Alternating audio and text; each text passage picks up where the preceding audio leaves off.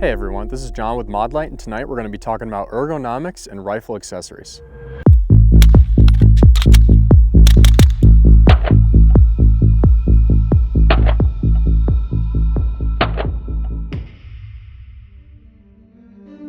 Okay, so the first question we have to answer is, what is ergonomics? Ergonomics is defined as the study of people's efficiency in their working environment. So when it comes to shooting, you could relate ergonomics to comfort. Comfort allows you the ability to focus on skills with your equipment, whereas discomfort could shift the focus away from that. Modularity is defined as the idea of breaking a system down into separate parts or modules that can then be recombined. So with Modlite, you can completely tailor accessories to fit your preference and comfort level on any rifle. The Modlite ecosystem has virtually endless benefits with various light bodies, heads, tail caps, mounts, and switches to support your individual use case. Now that we understand ergonomics and why we should prioritize it, we can apply modularity to help us achieve our ideal ergonomics. Now, we all probably have different rifles with different preferences and different reasons why we like what we like and why we don't like what we don't like. But no matter the gun that you have, we're going to go over 3 principles that you should keep in mind when adding a light and any accessories to your rifle.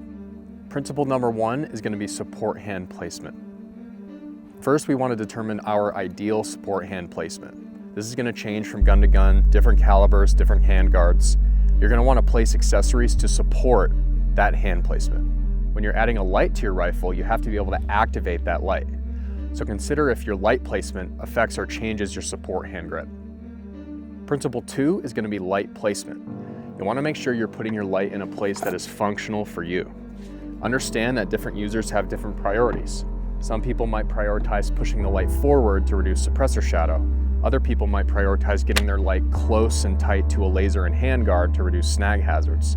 An interesting benefit I've seen to having my lights on the left sides of my rifles is when I'm slinging the gun or going to my pistol during a transition after a string of fire, my suppressor is very hot.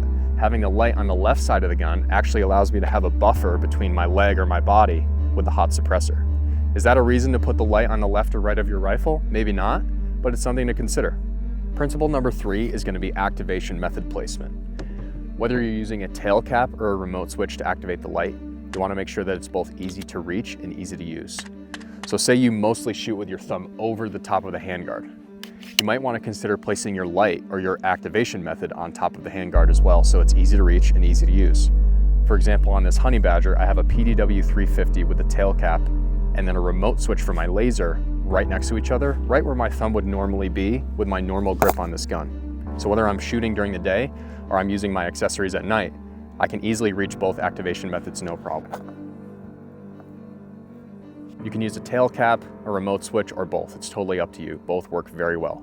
Make sure you consider how you're using the rifle and whether you need constant activation, momentary activation, simplicity, or maybe weight savings is a priority for you. Okay, so now I'm going to briefly go over 3 examples of my own personal builds to show you how I've applied these principles and have been able to use modularity to be able to keep those things consistent from platform to platform and gun to gun. Okay, so example 1 is going to be this MPX. I use this gun to plink around and have fun. It's super cool, super quiet, and I also use it to shoot a lot of matches. So I have the light mounted on the left of the handguard, and I also have it kicked forward on the handguard. I also have a mod button light and a Driven Arms Co. angler on the top of my handguard. This gives me a very comfortable way to activate the light and allows me to kind of push forward with my thumb instead of straight down. The gas cap is cool because it provides me a fail-safe, so if my mod button light goes down, then I can use the gas cap to activate the light. The button on the gas cap is big and it allows me to have both momentary and constant activation. So if my mod button light goes down, I can use the gas cap to momentarily turn my light on. And then if I need to click it on, say I'm getting into a weird position like prone or on a barricade in a match or something like that, I can click the light on and then my left hand can go wherever it needs to go, brace the gun, brace on a barricade, stuff like that. Another big thing for me is I love having no suppressor shadow. I have this light that's capable of 69,000 candela, and I'd rather have all of that going down range than some of it, or a lot of it in some cases, be blocked by my suppressor. Example number 2 is going to be my Radian Model 1 10.5, and you'll see this one's pretty similar.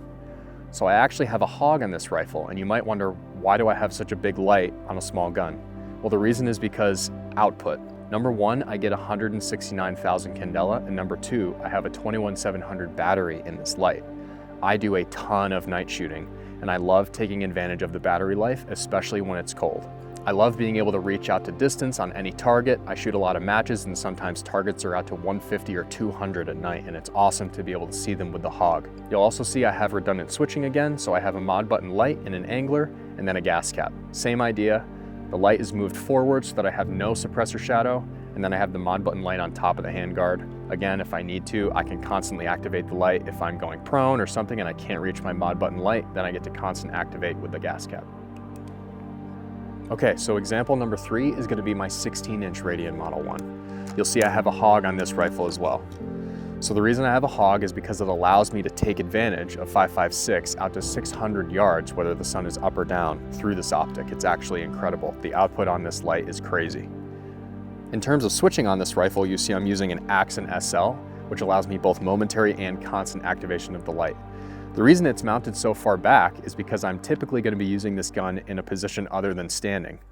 So when I'm on a tripod, I'm on a bag, I'm on a support, I'm prone, I want to be able to reach my activation method without having to climb over the gun or get my hand in a weird adverse position. So suppressor shadow takes a back seat on the list of priorities for this rifle because the hog has so much candela. 169,000 candela in the center of that beam makes it so that any shadow that's coming off this gun at any distance I would ever reasonably shoot this gun at, especially at night, you don't even see the shadow. So as you can see, guys, on these 3 guns, I'm able to keep things extremely consistent, comfortable, and easy to use. Ergonomics is the name of the game when it comes to attaching lights on a rifle. Okay, so a couple things to remember.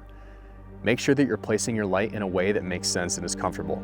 When it comes to activation, whether you're using a tail cap or a remote switch, make sure you're placing your activation method in a place that is easy to reach and easy to use. Lastly, guys, make sure you get out and get trained.